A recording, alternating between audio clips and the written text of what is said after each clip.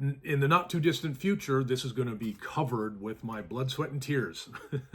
But there's like these weaves going through this paper.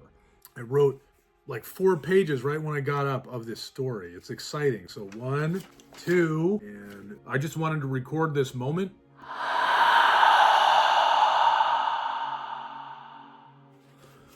Hey, welcome to the Solmanac. I'm doing something a little different today. So I'm just pointing out this very light sketch. If you've seen some of my other videos, when I'm doing paintings or ink, I do like to try a lighter sketch.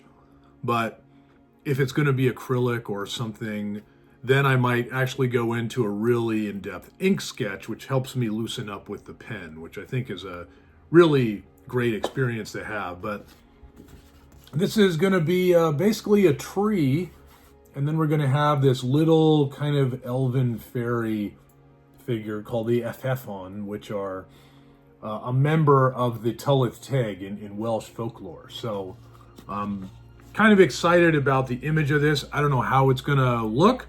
I just wanted to record this moment because in the not too distant future, this is going to be covered with my blood, sweat, and tears. And let's see what happens. And this is going to be focusing on the ink for the most part, at least in the foreground, this tree and this little guy here. And then I may do some ink in the background. I don't know, but we'll see what happens. I'm dying of curiosity. So let's go find the Ellyllon.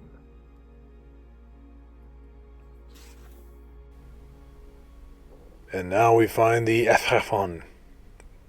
I know I'm probably not saying it right. I could be saying it right.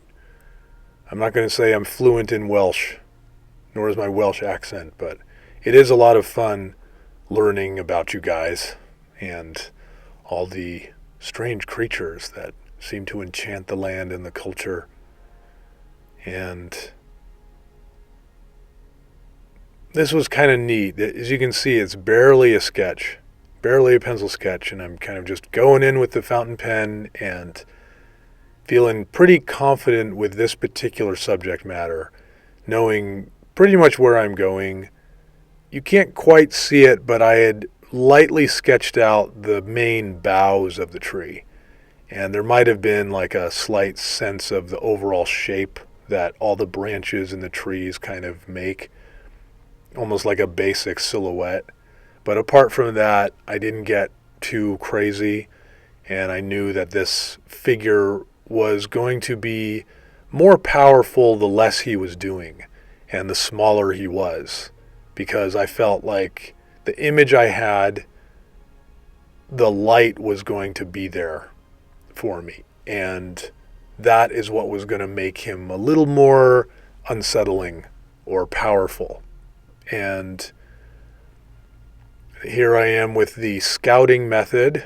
I think this is just a good thing to do in life. Whenever you are entering into a venture, you want to try to sketch it out as much as possible, but not just so that you kind of know where you're going. It's the way that you sketch it out. I'm kind of just jumping around here and there, and you can even see the lines that I'm doing are broken up. Now, this isn't necessarily because of like some kind of like confidence thing or lack thereof. It's more because you'll see later that this tree is going to be made up of many branches, and branches tend to overlap. And so one of the things I found was a long time ago, if I was doing complex trees or complex machinery with lots of wires and pipes, the overlapping can really be a lot of fun if you leave a lot of broken up lines at the outset, and then in the future all these little crisscrossing things start to thread through each other. It's really fun. So you can see some of these branches are just kind of getting really intricate. And one thing I know how to do is a complicated tree. And it's just so much fun, and there is kind of this bit of meditation to it. It's kind of like those adult coloring books where you just get one and then you just bliss out. It's a little different because you're drawing, you're not just coloring things in, but the irony of this, I just want to point out, because this was a really beautiful stage in the drawing, where all those branches are, there's like a wondrous confusion with all of them, which is something I always like to find in life, wondrous confusion. I like to find that feeling. If something invokes wondrous confusion in me, I think that's a good thing. I read that somewhere. I think I was reading in some little book about the sign Gemini, and I'm not Gemini, but I remember they were saying that Gemini leads an existence of wondrous confusion, or it looks for that. And I just thought, okay, well, that's just beautiful. I mean, I don't want to be certain about things. I don't want to know all the time. I want to be confused wondrously. And I think that when I'm doing a tree and the way all the branches just crisscross when I'm looking at a tree, and how can I do that? I enjoy it. And at this point, it's almost Pavlovian, where I take up a sketch of some subject, whatever kind of tree it is, and I just kind of go to town, and I know this is where the root is, this is the trunk, these are the boughs, and right in here and here and here and here and here are going to be a whole bunch of wonderful, wondrously confused branches. And it, for the most part, it never gets old. There's a little irony here, because one of the things I'm proud of with this, and I do love when I don't shade in all the branches, but I realized that this was going to be something where I was going to try a grand kind of light experiment. And in other words, I was going to make a tree like in the moonlight. So the light around the tree was going to be really important. And because of the contrast that was needed, if it was backlit, it was for the most part going to be dark branches. So it was no sweat. I mean, I like to do this crisscrossing thing anyway, and I'll do it no doubt on another tree. I have done it many times before. But another thing I do love to do is in the inking stage, when you get to a point where you can start adding shadow. And you do have to be careful in inking, because there can be too much shadow sometimes, and you lose the sense of depth. But with this one, I wasn't too worried. Matter of fact, I was a little indecisive of how dark I wanted it to be or how light it needed to be, because I knew I was going to be adding coffee. But there is something to be said for how, when you know you're going to add paint to something, it kind of lets you let loose with the inking in some ways. In this case, I know that this tree is going to have coffee paint all over it, but I know that the ink is pretty much going to do the heavy lifting in terms of the texture. I want you to feel like this is a tree. But if it is only done with the coffee stains, it's not going to pop as much. So I figured that I'd go that old school route where you really get into the ink drawing, a kind of a complicated ink drawing, and then you get into the paint. And now this was kind of a conservative piece, where, or at least this is a conservative section or stage, where I was not sure if what I saw was really going to work on this. So I was just being really careful with how I got the background. Like this is basically a huge hill or mountain behind the tree. But I've done so much painstaking work on the branches, I want to make sure all of this is looking good with the tree. And so this is my lightest color. That is generally what you want to do. You want to start light. And I swear, coffee is just, it's just a magic spell. There's just something about how it works on our senses and the look of it. And I love that you can paint with it too. And I love the things I get to make with it.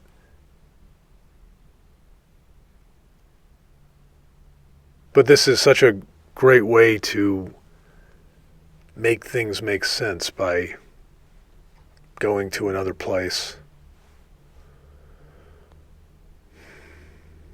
I think that the world is always doing what you don't expect it to do. And today I just got wrapped up in news cycles when I should have been making more and more of this. But it is wonderful to still have the muse just patiently wait for you to get there, and then you sit down and then you just start to make stuff. And this one I was really seeing how much I could get away with in terms of putting a background there. So it isn't just, see, look, I did a tree with a little guy on it. I wanted to give a sense of place, but I also didn't want it to get too complicated. Last year, I only did 3 FebruFaeries, and they all just took up so much time. It was kind of frustrating. I'm proud of all 3 of them, but I really wish that I got to just let loose a little more and just keep things simple. So now we come to the darkest shade. I basically worked with only 2 shades of coffee, which is kind of awesome because this is essentially a black and white drawing. It's just done with coffee. And up until now, if I'm not mistaken, I was working with the lighter part just to get a sense of it. And I figured some of these things I want to kind of overlap once I get into the really dark stuff. So I want to have as much of that countryside and tree and character lit with the lighter shade, so that I don't have to worry about layering later. I hate that when, especially when you're working with a water soluble piece. It's different when you've got oil and you can just constantly influence that oil for, I don't know, a week till it dries. So I'm kind of getting into just kind of fleshing this out. I was taking the really dark coffee and adding a little water to it so that I could just be conservative in how I added things on. That's another thing is, when you're working with coffee stains, it's so easy to kind of ignore some of the things that need to be done. Like, you need to take your time with them. You need to let them dry before you add the next layer. That's part of why I only did 2 colors this time, or, this month so far, because I want to just focus on what I can do with those. And, if it's not working, I just dab it with a napkin, or I just mix in a little water. But for the most part, I think I was really getting the depth perceptions that I so craved, and it pretty much was coming together, which was pretty exciting for just 2 colors. I really, I love working with ink and drawing. I mean, it's what I've been doing since I was 2, and this is a wonderful way that I am finding I can do painting and drawing, is things like this style where I can just let loose with the drawing, but I still get to enjoy the mood and the atmosphere that painting can give, which is pretty fun. So since I'm drawing the Ellyllon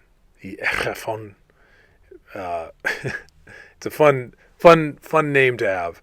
I might as well talk about them a little. What I know about them is that they are little people, not unlike certain little people in Irish folklore, but I won't really bring that up because I don't want the FF1 to get offended or jealous or who knows, because one of the things I know about the Fae is that they have their own kind of spooky code of right and wrong. I say it's spooky because they just seem to all exist somewhere between angels and devils. They're the ones that were too good for heaven and too bad for hell, as the locals say. And the Ethefon tend to be found in little groves or little forests. They like to hang out by the trees. What do they eat? They tend to eat what's called fairy butter, which is, as far as I know, I think it's a type of fungi that is found deep within the crevices of limestones. So they, even though they tend to be spotted out and about, they really wade down into the darkness to get the fairy butter, and they enjoy eating mushrooms, particularly the toadstool mushroom. And so you can just imagine one of these little guys slathering some fairy butter on his toadstool and just taking a big and they possess the ability to cast spells, and they're very hard workers. Matter of fact, they are known to help families in the countryside. One of the criteria to keep them happy is to leave a candle burning at night, and you will reap the benefits of them helping you out with chores. So they can be very handy.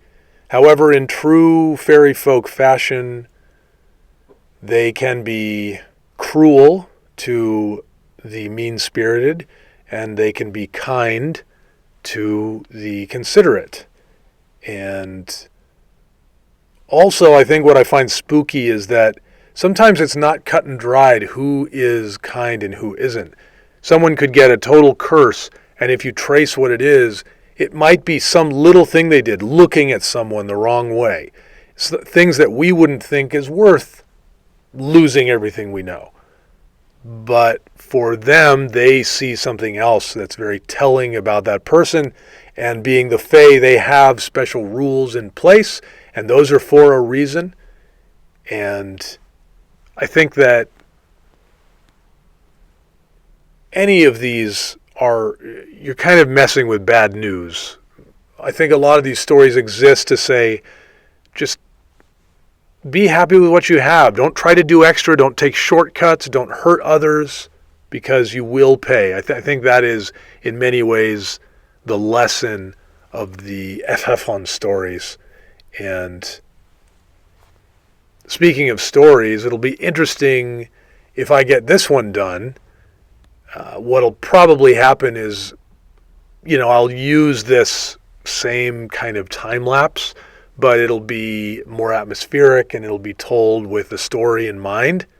And yeah, it'll be exciting. Now this part, I had really brought in all the dark stuff, all the dark shadows, and I'd been just building up to this with a lot of excitement. And I felt like I almost couldn't have asked for this to turn out any better. And I thought, wow, look at what just a little bit of this white gouache does. It added moonlight on the boughs of the trees and on some of the branches, and then it added it to his hair, so it's almost like this strange ghostly moon halo. And I feel like it really gives a sense of place. And it was just really exciting. But these are worker elves. They will absolutely come and help you with your work, but they will have like their own guidelines to do it. And it's important to just keep in mind that, again, you are messing with all kinds of strange forces. And I love fairies as much as the next guy, but I do think that they have their time and their place, and you don't want to mess with that. But yeah, so it was a fun little challenge to ink and sketch and create this little place in which this guy could exist. And I'm so happy you're here. Maybe look out for the story soon. We'll see. But I love what a pen can do with some coffee stains and some gouache white a little bit.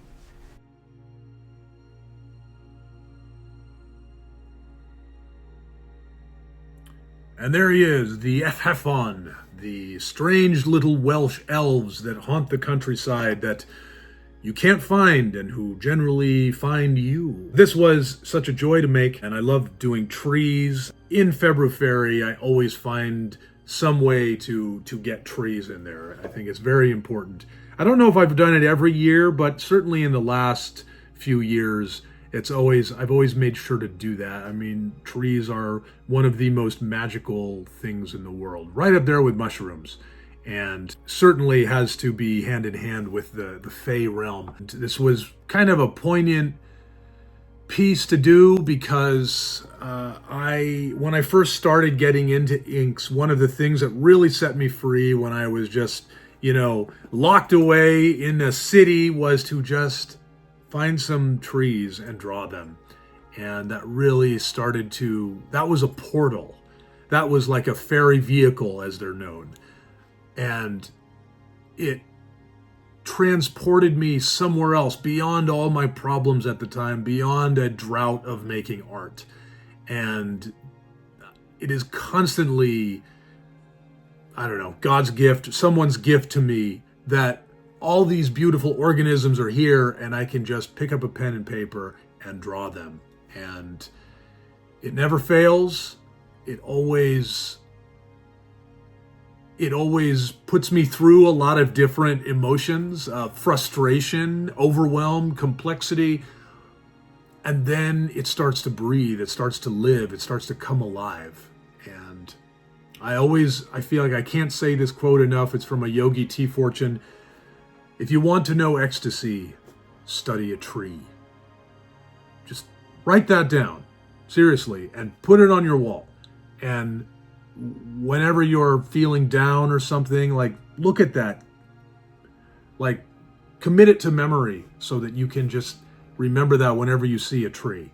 And I think that I was really feeling that as this was happening. And I think certainly once the white gouache came on and we got the moonlight on there, it was really exciting. This desk lamp kind of washes out the light on this, but I think it was just magical to have to do that. I haven't really done that before with this. Usually when I've done the moonlight through the trees, it becomes a full-on painting. But I think one of the things I really enjoyed with this, it was just the joy of being a interdisciplinary artist. Fun with the pen, fun with this wonderful paper that is just so beautiful and tactile, and I can just see the little fibers in it. It just almost looks like a fabric. I don't know if I can even do that justice on this, but there's like these weaves going through this paper. You can just barely see it on here, but they're just crisscross weaves all through, and they're really small, but it feels almost like canvas or linen or something. Anyways, I just absolutely adore it, the whole experience. And of course, this coffee is just divine. And it has been raining and the wind has been blowing like crazy, and I have been taking in these smells of coffee and painting with golden colors and otherworldly old inks, and it's just been wonderful to do. This is rewarding stuff. So try something that you really want to do that gives you that sustenance, because I always say it, the world is just wild. So bring out your own wildness and dance with this crazy creation in which we live. A story is already coming. This morning, actually, I was writing this. I wrote like 4 pages right when I got up of this story. It's exciting. So 1, 2, and 3. Okay, 3.5. 3.5 pages. And this is not even, I don't know. I'm worried. I feel like this might be even like half the story. So this could be a long one, just like the previous one. So anyways, exciting times ahead. I can't wait to see you on the next one. And just thank you for coming by. I'm Saul. This is where the happily haunted are. And if you'd like to experience a little more Ghost in the Gaslight, you can always check out my Substack. The link is in the description. Find some long-form ghost stories that are all cropping up there. It is kind of exciting. You can also find me at ghostinthegaslight.com. You can see more of my art. Read the About page. You can see what I'm about. There's also some wonderful swag you can get if you want to get yourself some cool Ghost in the Gaslight things and support me. Hey, would be much appreciated. At any rate, I would love for you to check it out. Also, leave me a thought in the comments. I love our conversations. And I look forward to seeing you soon. Take care, you beautiful, haunted romantics.